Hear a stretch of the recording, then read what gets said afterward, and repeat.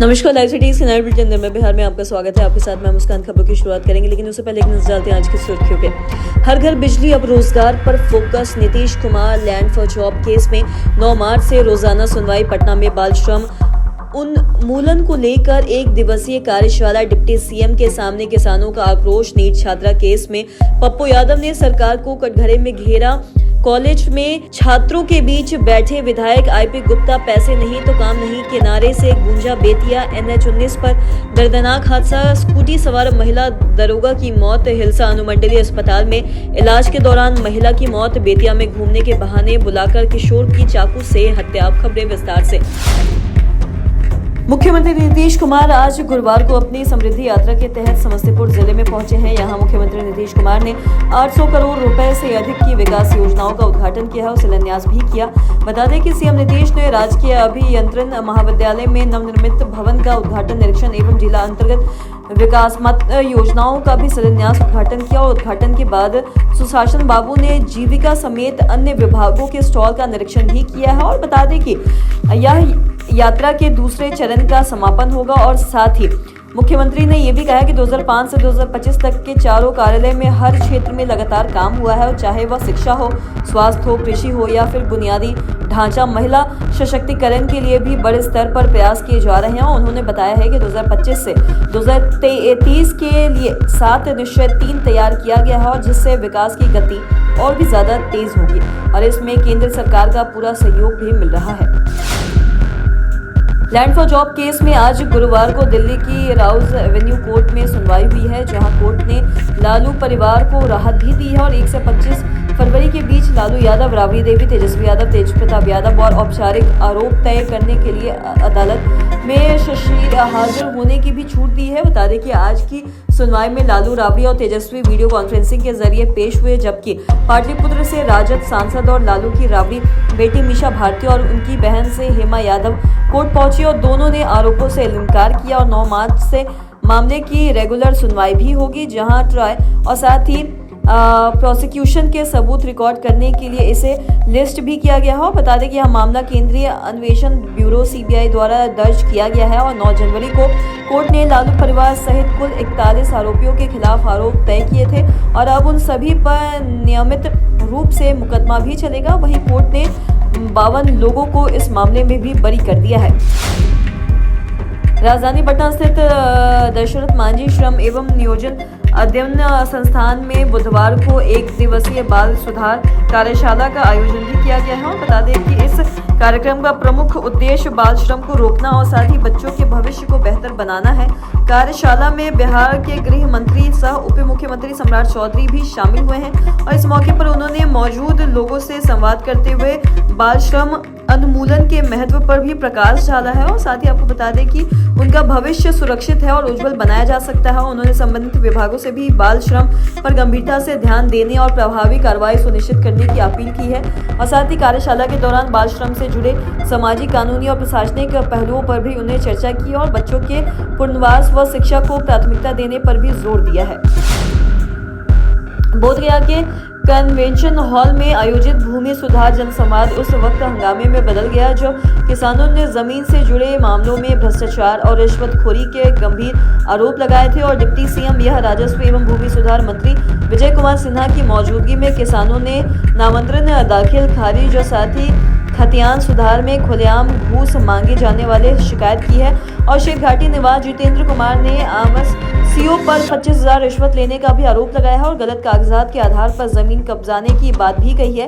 और विरोध के दौरान एक युवक के हंगामे पर डिप्टी सीएम ने उसे बाहर निकालने का भी आदेश दिया है। वहीं बता दें कि आमस CO को तत्काल प्रभाव से ट्रांसफर कर SSP और साथ ही DM को जांच कर रिपोर्ट सौंपने के निर्देश दिए गए। और डिप्टी सीएम ने किसानों को भरोसा दिलाया कि उनकी शिकायतों पर त्वरित और सख्त कार्रवाई भी होगी।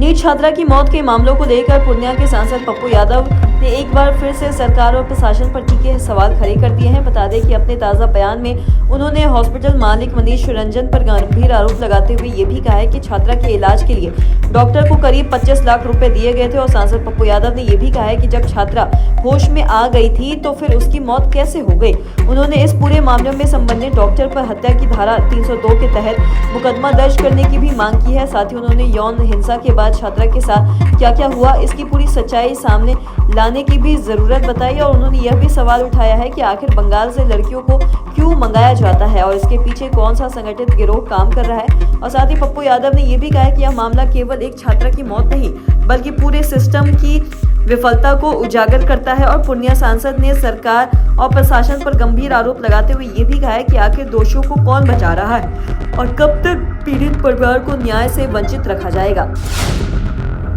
सरसा इंजीनियरिंग कॉलेज इन दिनों चर्चे में है। वजह है जिले के चर्चित विधायक और इंजीनियर आईपी गुप्ता। उन्होंने कॉलेज परिसर में ऐसा बयान दिया है कि छात्र और छात्राओं के साथ शिक्षक प्रशासन भी हैरान रह गए। बता दें कि कॉलेज में आयोजित अर्थ केवक अवेयरनेस लेक्चर सोशल कार्यक्रम में बतौर मुख्य अतिथि पहुंचे विधायक आईपी गुप्ता ने मंच से भाषण देने के बजाय छात्रों के बीच बैठकर संवाद किया। और इसी दौरान उन्होंने कॉलेज के प्रिंसिपल से ये भी कहा है कि मैं भी इंजीनियर हूं और बच्चों को पढ़ना चाहता हूं। साथ ही अगर अनुमति मिले तो मैं खुद क्लास लूंगा। और उनके पास बयान पर सभागार तालियों से गूंज उठा। बता दें कि छात्रों के चेहरों पर उत्साह साफ साफ दिखा और करीब 10 मिनट तक विधायक ने छात्रों से सीधा संवाद किया है।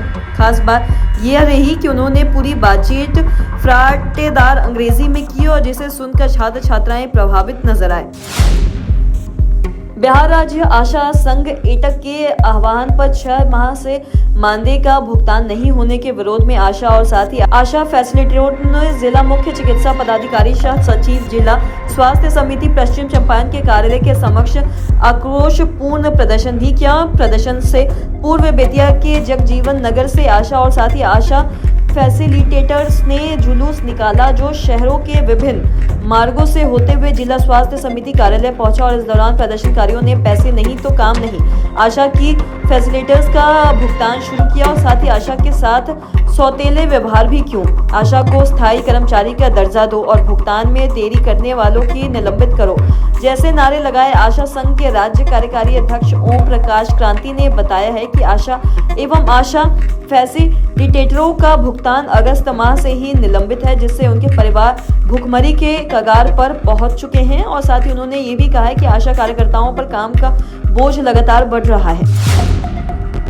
नगर थाना क्षेत्र के राष्ट्रीय राजमार्ग 19 पर पीपलडी मोड़ के समीप बुधवार देर रात एक अनियंत्रित ट्रक ने स्कूटी सवार महिला दरोगा को रौंद दिया।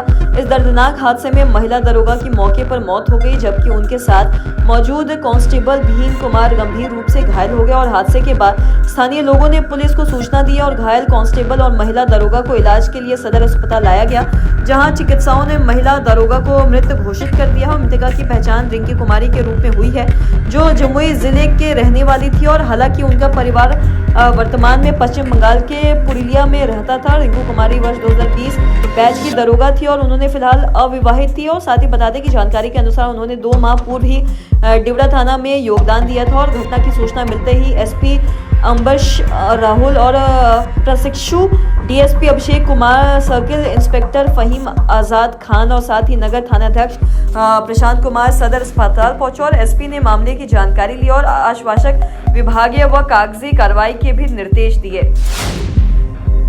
हिलसा अनुमंडलीय अस्पताल में बधियाकरण ऑपरेशन के दौरान 28 वर्षीय महिला की मौत से इलाके में सनसनी फैल गई है। बता दें कि मृतका का पहचान हिलसा थाना क्षेत्र के मलबिघा गांव निवासी इंदल बिंद की पत्नी पिंकी देवी के रूप में हुई है। और घटना के बाद अस्पताल परिसर में अफरा तफरी और महंगामे का स्थिति बन गया। बता दें कि परिजनों का कहना है कि ऑपरेशन से पहले पिंकी देवी पूरी तरह से स्वस्थ थी और आशा कार्यकर्ताओं के माध्यम से उन्हें सुबह अस्पताल लाया गया था। और दोपहर में ऑपरेशन के बाद जब महिला को बाहर लाया गया तो काफी देर तक उसके शरीर में कोई भी हलचल नहीं दिखी। और परिजनों ने अब जब डॉक्टर से सवाल किए तो कुछ देर में होश आने की बात भी हुई, लेकिन बाद में महिला को मृत घोषित कर दिया गया। और महिला की मौत से आक्रोशित परिजनों और ग्रामीणों ने अस्पताल में जमकर हंगामा किया और दोषी डॉक्टर्स व स्वास्थ्य कर्मी पर सख्त कार्रवाई की भी मांग की गई।